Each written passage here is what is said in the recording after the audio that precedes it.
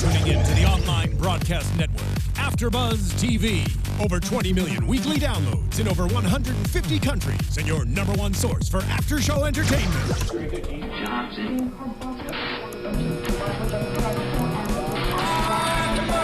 AFTERBUZZ TV, the destination for TV superfans. Producing after-shows for over 300 of your favorite TV shows. Interviewing celebrities and showrunners. And bringing you behind-the-scenes exclusives. All thanks to E! Entertainment's Maria Menounos, producer Kevin Undergaro, and internet leader Akamai. Now, let the buzz begin! Welcome back, Masters of Sex fans, to another Masters of Sex AFTERBUZZ recap show. With me, as always, Quinn Scillian. Hi, guys. Adrian Snow cannot be with us today, unfortunately. Yeah. And I'm Will Link.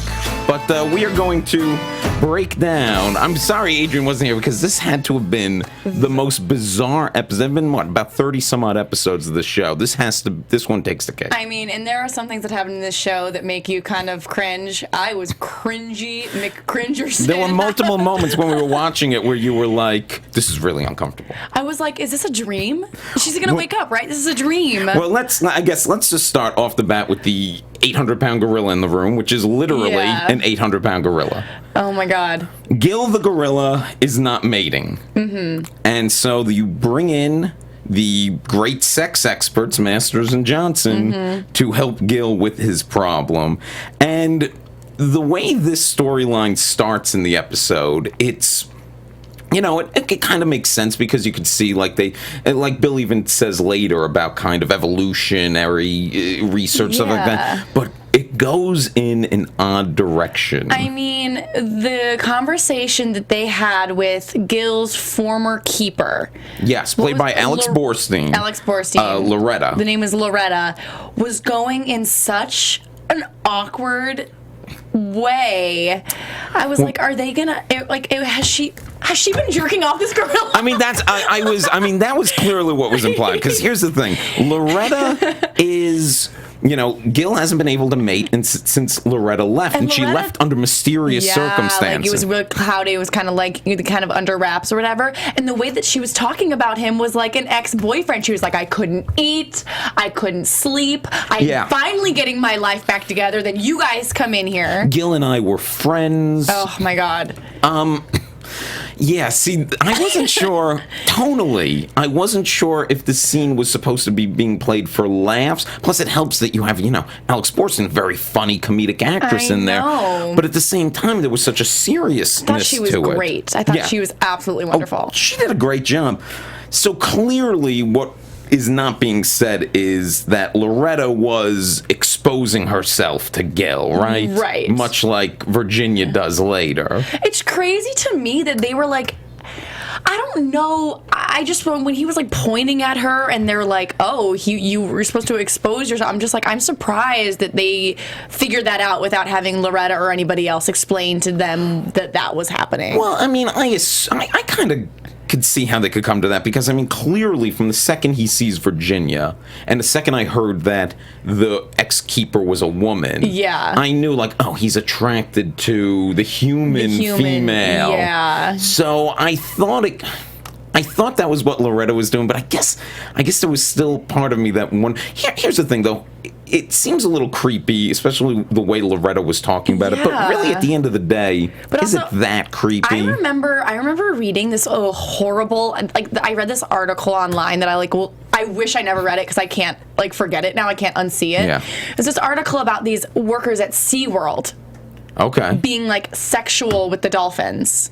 Well, dolphins are very sexual animals. Yeah. And dolphins have raped people. And so this wouldn't be the first time that a zookeeper or SeaWorld whatever keeper had gotten maybe a little too close to the animals. So are we to think that possibly at zoos across America I don't think female zookeepers are exposing themselves to gorillas and orangutans and things like that?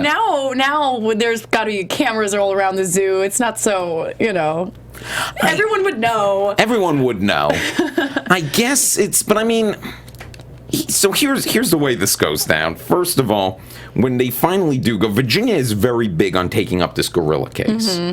And, there are a lot of parallels, of course, in this episode to, like, gorillas and men. And there's one cross-cut where when Jane, and we'll get to Jane's storyline later. There was a couple little cross-cuts in this, kind of like little tongue-in-cheek edits. Yeah, it goes from her and Keith right to the Gil the gorilla. Yeah. And Virginia giving Gil this pep talk. Because Jane was trying to kind of coax Keith, and kind of, they were doing the non-sexual touching and everything because she was helping him with his impetus. That's what was happening plot-wise.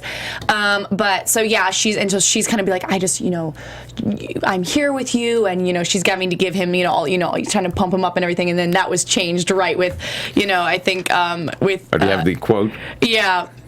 Where she's like, and I'm going to tell... Jane was like, I'm going to tell you, and it cuts to Virginia saying, who's a handsome gorilla? Yeah, she's really building him up. I mean, but again, this scene is very... Tonally, I'm not sure if it completely worked, though, if I'm to be honest, because the scene where she was exposing herself? Yes, because it goes from this... It goes from this level of where they don't want us to take it completely seriously. Like, she's this cheerleader for this gorilla, and Bill is kind of giving her a little crap because he's been giving her crap all episode. He doesn't want on the gorilla case, and he also has this thing going with Dan, which we'll get to in a minute. Yeah. But then when it gets to the point where she's going to expose her breasts to the gorilla, he says I felt like there was no irony in the statement. No one gives of themselves like you to Virginia, and like that no one's able to help people like you do. And then she slowly takes off her shirt, and I felt at that moment it was not being played for laughs. Or maybe I'm wrong. Maybe you thought it was still. I don't know. I didn't think it was funny. Okay, there wasn't one part of that scene that I thought was funny. I was literally shaking in my boots. It was horrible. I'd be curious to know what the viewers think, if they thought this scene was, because but I think it walks a line, and I think it undermined itself a little bit, this one scene. Well, maybe also because, like, the gorilla doesn't look that real, and so it's kind of hard to take it completely seriously. Yeah. You have to really suspend your disbelief there. I mean, it's clear there's a guy in a well-crafted gorilla suit, but still we know credit where credit's due. But still we know it's a guy in a suit. It doesn't look like the new Planet of the Apes movies or anything like that. Yeah, and maybe because gorillas are kind of scary, and this gorilla isn't like that scary. No. You know what I mean? Well, that's because he's having sexual problems. That's true. I mean, this girl has had 21 babies, apparently. Yeah, with 7 different female gorillas. Yeah. But you know what? There's a theme in this episode also about publicity. And money and, exposure. Yeah. Yeah. And it's funny that Virginia says she's very high on doing this gorilla experiment because, one, she's like, this creature needs our help, but two, she's like, this could be publicity. But when it comes down to it at the end of the day, she is too embarrassed to want to talk about it. I mean, who would? I guess so. I mean, we're looking at this from, I guess... Even today, it'd be a weird thing to go around at a dinner party telling people something you did. No, you absolutely wouldn't. And I think that she was just kind of caught up in the moment, kind of like where she was coaching the gorilla, all of a sudden Bill was coaching her. Yeah. You know what I mean? You can do it, and, kind of fluffing her ego. So I think she just was caught up in that moment. There's a lot of that in this episode. Yeah. Well, let's move away from the monkey business, if you will, which was, I neglected to say at the beginning, the title of this episode. Monkey business? Yes, although I always like to point out... It's funny, I didn't even see that. I always like to point out, gorillas are apes, not monkeys. Pet peeve of mine. Yeah, I know. It's a punny title. Pet peeve of mine. They do like the punny titles, Masters of Sex. They always have funny ones.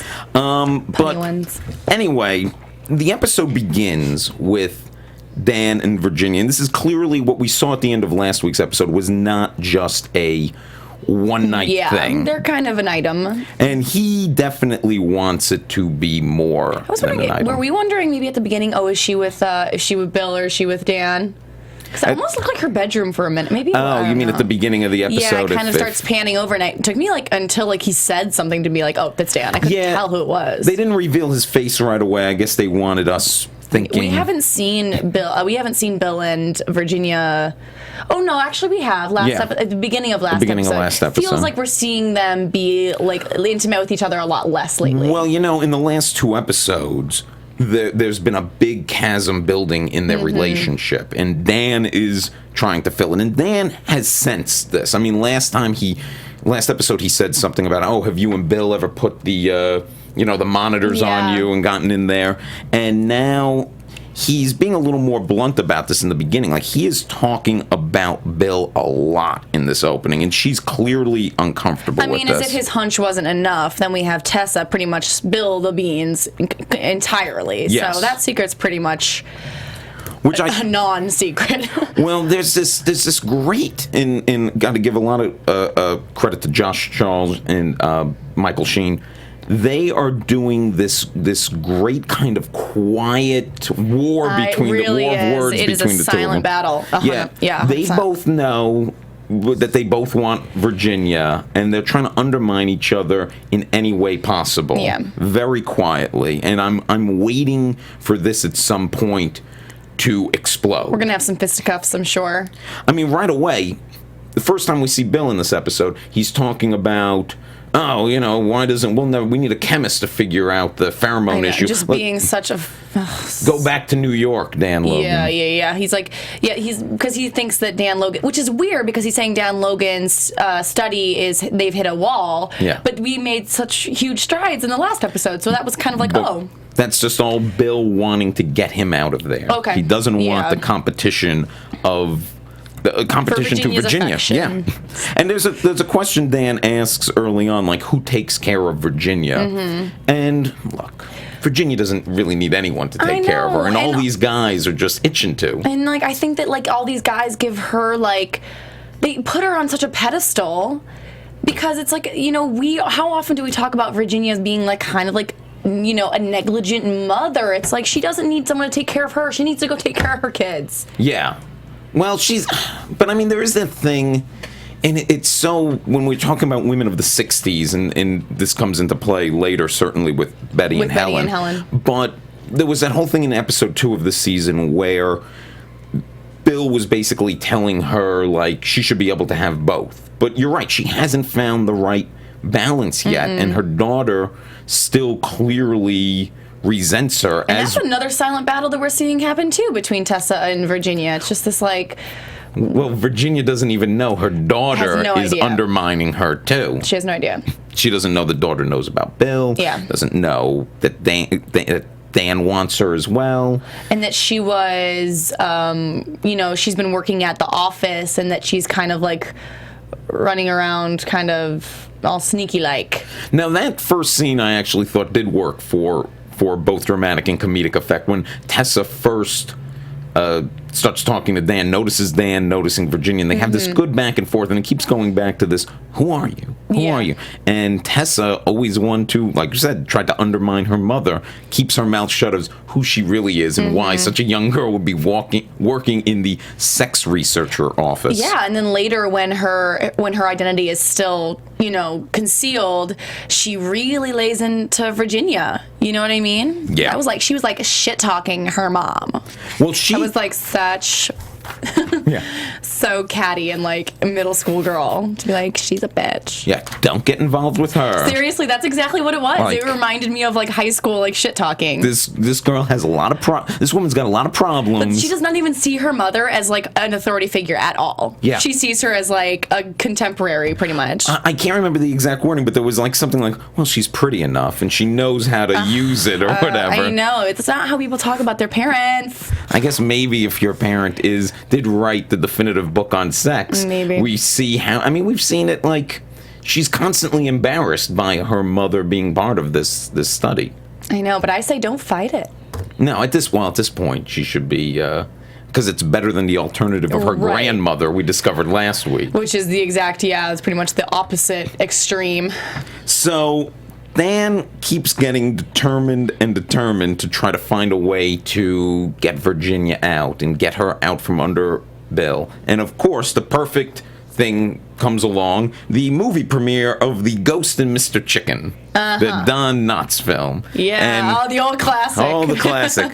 And he decides, because he's going to bring the whole office to the premiere of the movie because they're testing out the butter-like flavor substitute on the popcorn in the theater. I'm very familiar. I know. We saw quietly. I understand the product. Quietly behind the scenes here, we saw history being made in food additives and things like that. So we're in the 60s, yeah. But that's like the height of like the processed, like what are the words I'm looking for? Like the DDT, like the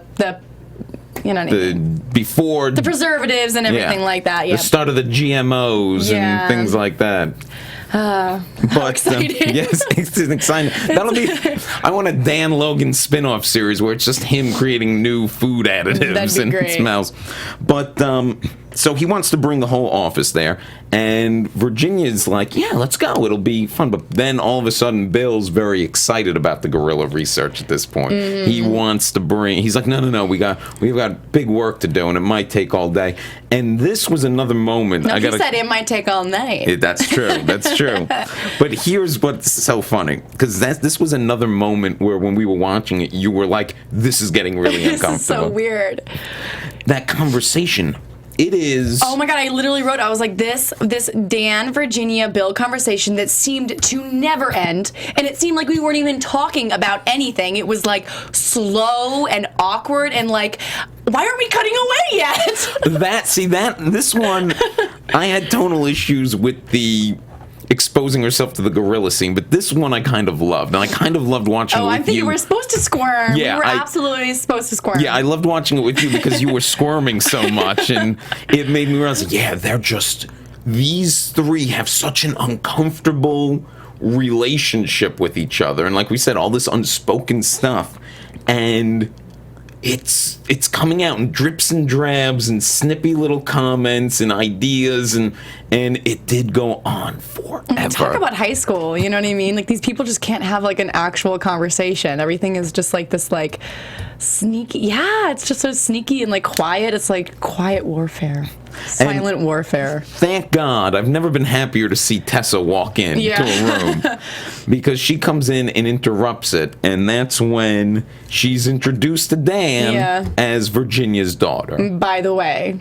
Yeah. I'm her daughter. Do you think, actually, I was about to say, if you thought this had any effect on how Dan views Virginia, because, her daughter was talking so much smack about her. Well, yeah. I also think that, like, Dan needs to be like, hey, do you know that she's, like, kind of mean? Like, you know what I mean? Like, we need to talk. It needs to be addressed to Virginia that Tessa's having some serious emotional problems right now. And so, maybe this is the first time that someone's actually going to be like, to Virginia, be like, yo, you got an issue on your hands here that you probably need to, like, at least be aware of. Yeah. Because no one's really told her yet that, like Virginia has no idea that Tessa, like, is so mad and angry and, like, frustrated. But at the same time, Dan, who I'm starting to think, although when we first met him, I thought he was a bit of a creep, maybe, but now I'm starting to think he might actually be, although he's got a wife and he's cheating on her, so how decent of a guy can he be? But I mean, he's made it seem like he's very open, like we said, there's full disclosure there, as long as, I think that's the case. We've never met his wife. I'm sure we will, just to kind of see, like, is he, does his wife know that he's kind of having an affair, because he kind of made it seem like that was the case for him, which makes us be able to kind of be more forgiving. And I'm thinking, if we don't meet his wife, then what's the point of him having one? That he eventually has to leave Virginia and go back to his wife. Like, just when Virginia finally fully gives herself into Dan, Dan's going to be like, oh, by the way. Because he is going to have to, he's not going to live in St. Louis forever. No, he's from New York, right? Yeah, this is just a fleeting thing. But I think he's going to go the other way and keep Tessa as kind of a confidant and ally, because she already fed him the biggest piece of information, that it confirmed his belief that they were sleeping together, that Bill and Virginia were sleeping together. Yeah, absolutely. We'll have to see what happens. Like we said, we kind of like were I'm getting a call from Saskatchewan. So our first maybe it's a gorilla up there that needs to. Our first introduction to Dan was, he seems like a creep, and then we've kind of warmed up to him a little bit. So maybe I wonder if his inner creep will come back out, in the form of using Tessa for information. Well, how that kind of story ends in this episode is Bill and Virginia have a meeting with Newsweek, an interview, and Bill has been needling Virginia the past 2 episodes, really. And this is where he's really doing. She doesn't want to talk about the ape thing. Yeah. And they get down there and they're like, do you have any cases? The Newsweek guy's asking, and any interesting cases? And he goes, well, one with an ape. And the look on Virginia's face is like, oh my God. You asshole. Yeah, you are going to betray me. Yeah. And then he says, Al Ape Neely, the football. He comes up with some covert way to still say the ape story without actually having to say the ape story. But the subtext of everything he's doing is giving her crap. And clearly, this is what, at the end of the episode, she's back there with Dan, just how the episode began, and he's driving her away. And Bill is one of these people, he's too in his own world to ever realize that he is doing that. But he thinks, I'm fighting the good fight against Dan Logan. But no, he's driving Virginia right into Dan's arms. Yeah, I think that Bill is a little too comfortable because he has Libby and he has Virginia. I was thinking that earlier when he wasn't sure if he was going to help Keith or not because Keith is alone. And I was like, see, maybe Bill doesn't understand the threat of and how scary it is to be alone because he doesn't think that that's ever going to happen to him. He feels he'll always have someone. He'll always have someone.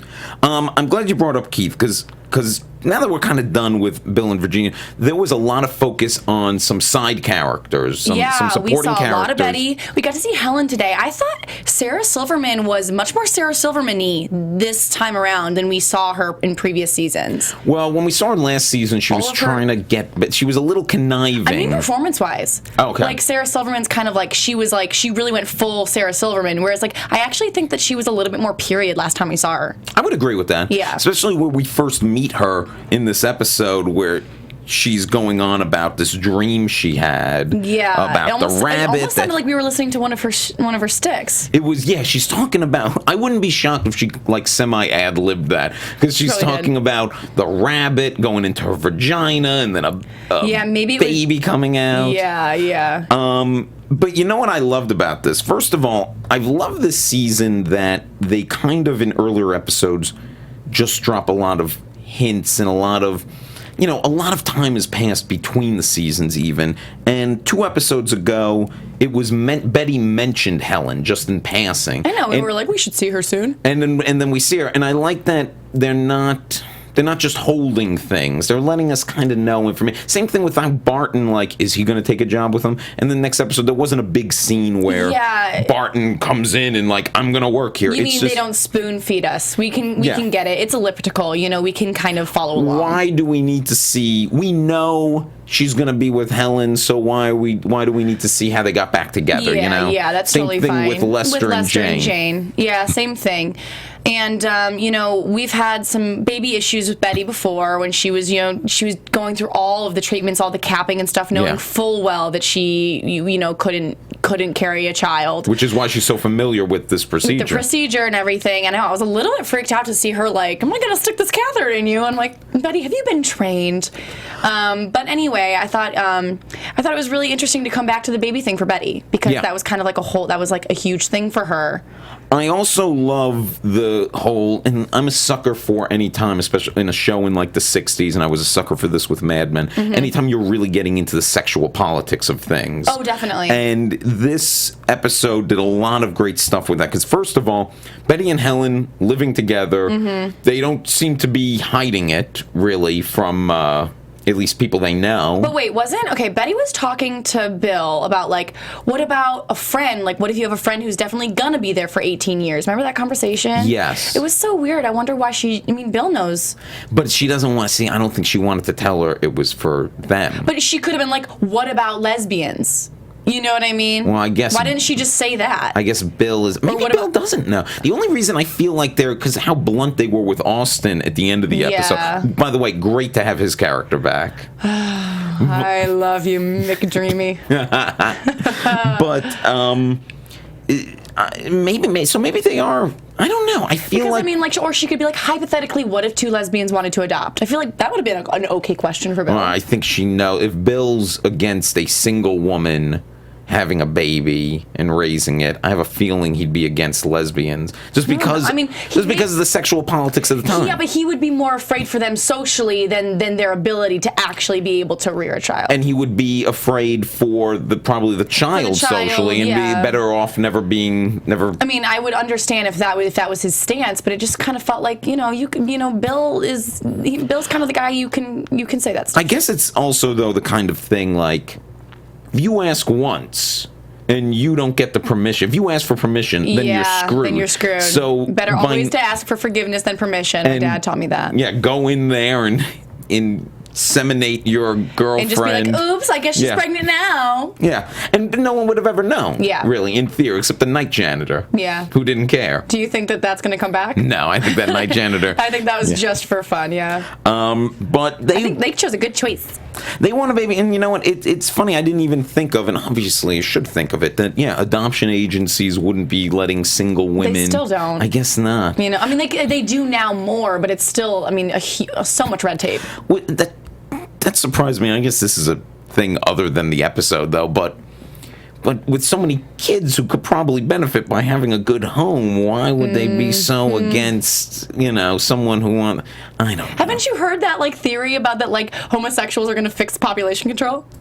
Oh no. Yeah, that's just something that people on the internet say. Okay. Hi, internet. The internet speaks. Yeah, you can always count on the internet to give a wonderful stance on these subjects. Well, Bill even talk about the sexual politics again. He basically says, "Why would a woman want that?" and suggests a woman could just have a one-night stand, go to a bar, any guy drinking enough gin. I'm like, oh, isn't that so romantic, Bill? It's exactly how everyone wants to get impregnated. It's another one of those great moments where we look at Bill and we're like, for a man who's so advanced, what are you doing? You're an ape.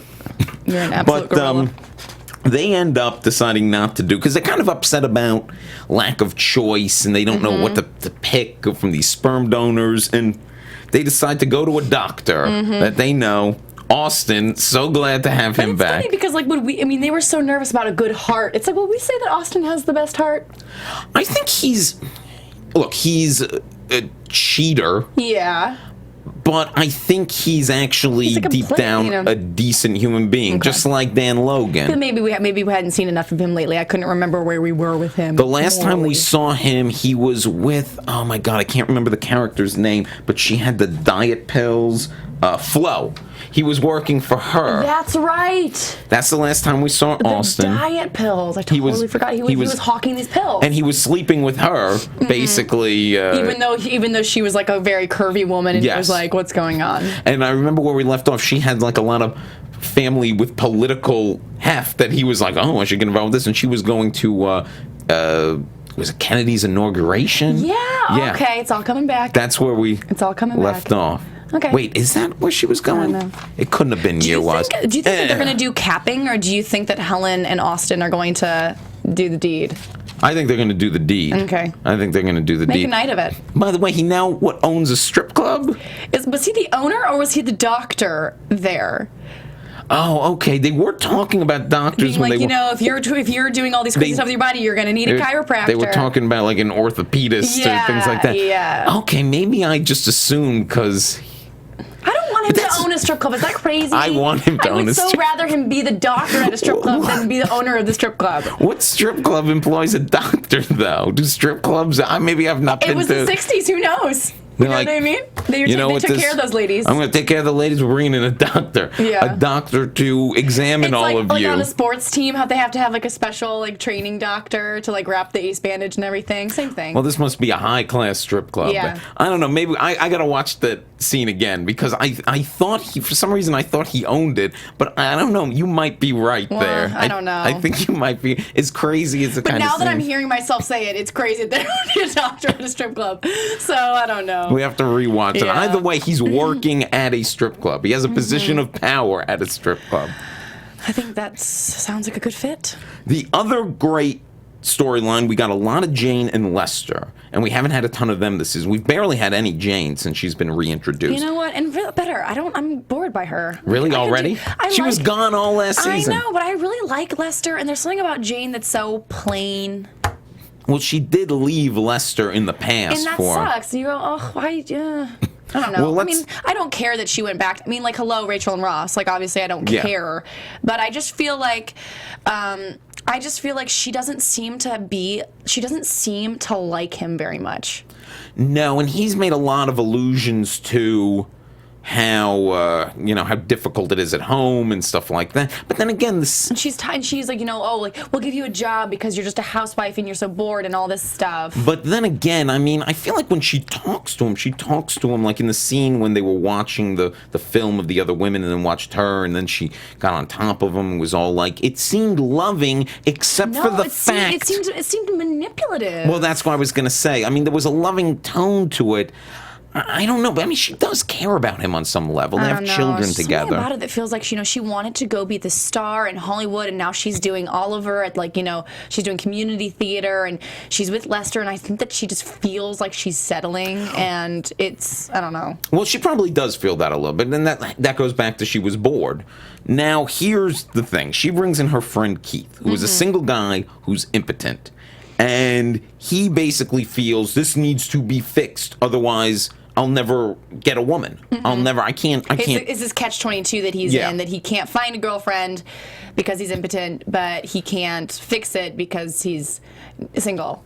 And I didn't exactly. explain that very well, but whatever. No, I think they got it. So he decides he's going to go to Dr. Masters, and Dr. Masters does not want to take on a single client. He doesn't want to take on a man by himself, which actually that kind of surprised me. I would have thought they would have been more open to something like that. I don't think I ever knew it was just couples only, or at least so staunchly. Yeah, I figured anyone with a sexual dysfunction could go there and deal with it. But I guess, again, we're still in the mid-60s, and I guess there's still this idea of if they're it's promoting promiscuity and stuff like that. But also, I mean, they were pairing up couples randomly during the sex study. Yes.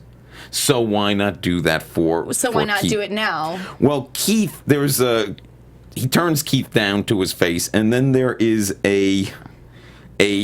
we started laughing because we cut to Keith's in his car and the car won't start. It's like, oh, his engine doesn't work.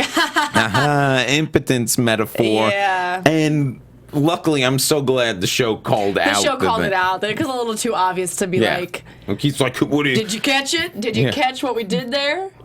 Keith was very much winking at us. Yeah, with pretty that. much. But Bill then takes some pity on him and decides we're going to help Keith. Yeah. But what's the way to do that? We have to find a partner with a sexual dysfunction. Can't go at it alone. They're like, maybe we could look through the letters, find someone else, and they talk about the whole Lester Barb thing, about these two people who had sexual issues. Jane never knew that Lester had this problem. She never knew. That surprised. Well, I guess it shouldn't surprise me because he doesn't want to maybe tell his wife I couldn't get it up. Yeah, I mean, I was, curious. I don't think that we're going to go into it, but I was a little bit curious to hear what had ended up happening with Lester and Barb's relationship. Yeah, that's the one thing I just said about how I love they don't bog us down the little details. Yeah. But I would like a detail or two more on how that ended. But you know what? I'm thinking we might get it. Yeah, I was going to say maybe just a throwaway one sentence kind of whatever,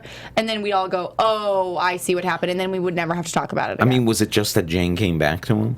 Jane realized a mistake, came back, and he was like, well, with open arms, now that his problem was fixed. He never had an issue with Jane because he always wanted Jane. He always loved Jane. And it was really when she left him, it was just psychologically how he felt. He felt less than, and he talks about that. And I thought that was actually a really good scene. I thought so too. But you're right. How much is it that she cares about him, and how much is it her being manipulating? I don't know. That's why I like Lester so much more than her. That it's hard for me to get emotionally invested in whatever she's got going on. Well, Jane has an idea of how to help Keith. Yeah. And she brings it up to Masters in Virginia, and she says, well, why don't I help Keith? And they were like, well, why Lester? And she was like, well, Lester, blah. So then she brings it up to Lester, and he is obviously not thrilled with the idea. Less than enthused. Yes, and I can't blame him on this. It feels like she's just asking permission to cheat. It does. Although I have some thoughts about that, but I might save them for predictions because it's the only prediction I think I have right now. Okay, fair enough. But keep us waiting with bated breath. I will. But Lester lets her do it. I mean, he gives her the okay to go, and he sees her go into the other room with Keith. And he knows what's going on there. And Lester is a lot more progressive than I would be in this situation. I think he lets himself get stepped on. He's gonna have this. He's probably gonna have a problem again after this. He probably is. I didn't even think about that, but yeah. I didn't either until just now. We'll have to wait and see. He probably is, because that's a lot for him to have to deal with. So much. And the idea she's going to...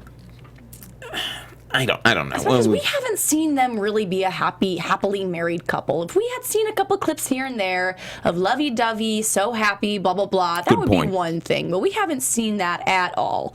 We have seen a little bit of contention. We have seen frustration. We have seen, not much of Lester at all.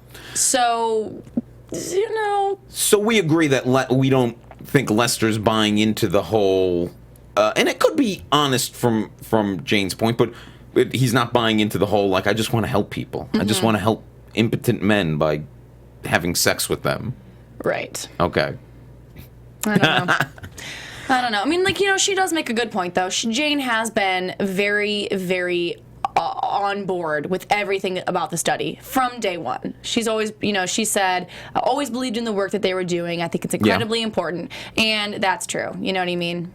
The one other person we really have to talk about, and she didn't have a lot to do in this episode, is Libby. She didn't have a lot, but what I did like what she did have. I thought there was some really good stuff in there. She had that whole kind of... She pretty much, came forward with Paul about, I've been living in this fantasy, you know what I mean? And I'm trying to do whatever I can so I don't go crazy. She really relates to the idea that Paul had this fantasy about his life, and she's trapped in the same thing. And she's in this unhappy marriage. Completely shattered his illusion. And she's going to take that apartment full time now? Off his hands? She came in with a check. But he didn't take it.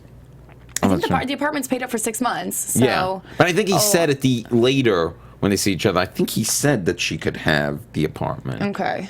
So this is going to be, and I know last week you were shipping these two. Yeah, pretty much. I still kind of am. Especially now that we've got, anytime Libby gets to open up to someone emotionally, I always like that person, because she's just, so trapped that I feel like any single time she feels comfortable enough to tell someone all of these things that we as viewers know, that when she actually gets to vocalize those things to someone, I always have, an affinity for them. And Paul, he really...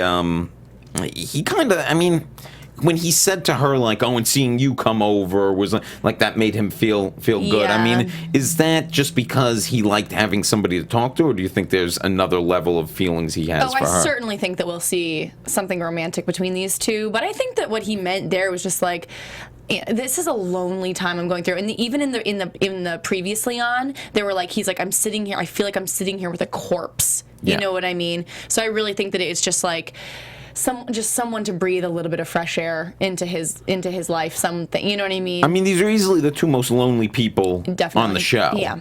So you know what? At this point, I'm with you. I ship them too. Ship them too. Just always want Libby to be happy. Can we talk about Johnny? That was the last thing I wanted to get into here. Why is he always reading? Can we read something into him always reading? I think he's just something there. He's just a bookish kid. He's just a bookish kid. I'm wondering if this is some kind of I don't know if we should worry about it. This is escapism or. Well, it's a very also solitary act. Yeah. And I guess it's a way that he can kind of isolate himself. Because he's always reading. They've made that very clear that he's especially today really hit home that he just knows is always in a book, and I was just wondering if there was a larger picture there. Well, he's not always reading. Sometimes he's burning Bill's football cards, prized football cards. I thought the house was gonna go up in flames. I thought there were, then the second Bill walked in, I'm like, oh, he's gonna take it. But for a second, I thought like, oh, what's gonna happen? I don't know. Now, just a silent fuck you. I mean, so much silent warfare in this episode. I mean, there really is, and this is a big problem. And I guess this is a big problem of people in the 60s in general. And this is why they have all these deep-rooted sexual psychological issues. Nobody talks to anybody. Everyone wants to be these like Levittown, Susie Homemaker, perfect white picket fence kind of people. And every time Bill tries to talk to Johnny now, Johnny shuts him down. Johnny's now. like, he's done. like, oh, and Johnny just like, I gotta go to bed. Like Even though a second ago he was begging his mom to stay up. Well, look, there's going to be all these people who aren't talking to each other are going to come to blows at some point. And when Bill finds out what Johnny's doing with his cards, because he loves that football card collection more than he loves anything else. Yeah, pretty much. And he's showing it to. But I mean, last episode he was showing it to Dennis, little bully Dennis. We didn't see Dennis in this episode. No, but that's clearly why Johnny's lashing out with the football cards. Oh, 100%. Yeah. Yeah. He's like, oh, this is what connects you to someone other than me? Yeah. Torch it. So I think that's just about every character. Like I said, a lot of supporting characters in this episode. Yeah. Got a lot of time, which I was very happy for. We've been yelling for more Betty. More Betty. We got a lot of Betty. And I feel like we're going to get even more Betty now that Betty's going to be, along with Helen. Yeah, and I'm hoping for more Austin too. I didn't even realize I missed him until he came back. I was wondering if he was going to come back at all, but I'm so glad. This show always seems to bring people back. Yeah. And I like that about it. So maybe we will see Barb, Maybe I hope we do, because I want to, even if it's just a scene where, Lester's out with Jane and they run into Barb somewhere and it's awkward and maybe that fills in some of the gaps. Or maybe Barb has a sexual problem and has to come back in. I was going to say, I'm actually curious to see where she's at, because her problem was a pretty deep-rooted one. Yeah, to see where she is psychologically would be really interesting. I mean, hers was from, Lester was from a pained relationship with Jane, but hers was a deep-rooted psychological issue from her childhood. Yeah. So, you want to do some predictions? Let's do some predictions. And now, your AFTERBUZZ TV predictions. So, would you like to start? I'm curious to see if anything happens with this whole gorilla thing, if that becomes a huge scandal, a huge faux pas. If that comes to light and everything, I'm really, really interested to see what happens there. Other than that, every single episode we seem to be getting these different issues kind of popping up, so I'm just kind of interested to see what's going to round out the rest of the season. Yeah. I wonder if we'll have more of the gorilla. I feel like, though, now that the gorilla has, I'm assuming it worked and she's pregnant. Dude, I feel like Bill has some kind of god complex happening right now. Oh yeah. And that fits into totally with his feelings of, I'm going to take on Dan Logan, and I could treat Virginia like this, but she'll come back to me. Yeah, exactly. Yeah, no, you're absolutely right. Jane, I think Jane's intentions, at first I thought, and I wrote down Jane wants to have an affair with this guy Keith. Jane likes Keith. But I actually do think Jane's intentions are pure. No, I don't think. Do you ever see that movie, The Sessions, with Helen Hunt? I did. Where she plays a sex surrogate. I thought it was great. I think that's what Jane is going to become. Wants to be. I think she's going to become that for this office. I think she's going to end up being that sex surrogate character who helps people who have dysfunctions. I will level with you on this point. I think you're right there. I don't think that her marriage with Lester is very healthy at the moment. So other than that, yes, I'm totally on board with. I totally think that she just really thinks that she has a purpose, and this is her purpose. I think, to that point where you just said, I don't think the marriage will survive her being a sex surrogate. Agreed. But I think that's what she's going to do. Lester's maybe a little too fragile. Yeah. I mean, I'll be honest with you. I don't, it's I saw that movie with Helen Hunt. She was doing good, important work, but I don't know if I could. I don't think I'd be open-minded enough to be with someone who's sleeping with other people, even if it's for a greater good. Her husband in that movie was really, really sweet. Yeah. Yeah.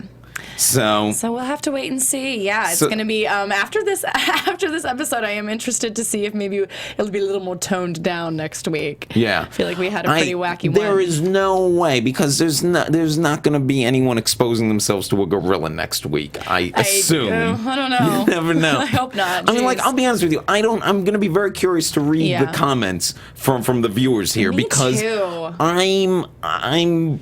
This episode made me a little flustered, and I wasn't sure if I wasn't sure how I felt about it. I don't know whether it's like the most interesting episode or maybe not the best episode. You know what? It was interesting. Was it a little all over the place?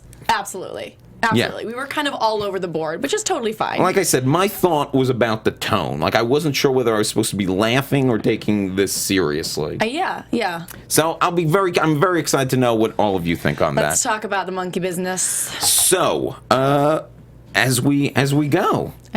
Quinn. You guys can find me on Twitter at Quinn Scillian. You can find me on Instagram at Quinstagram, and you can search for me on Vine at the Quinn B.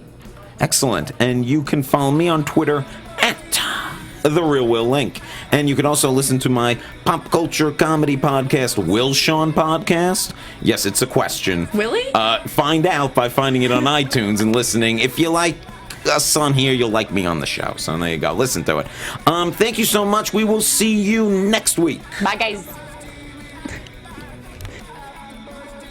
From executive producers Maria Menounos, Kevin Undergaro, Phil Svitek, and the entire AfterBuzz TV staff, we would like to thank you for listening to the AfterBuzz TV network. To watch or listen to other after shows and post comments or questions, be sure to visit AfterBuzzTV.com. I'm Sir Richard Wentworth, and this has been a presentation of AfterBuzz TV. Buzz you later. The views expressed herein are those of the hosts only and do not necessarily reflect the views of AfterBuzz TV or its owners or principals.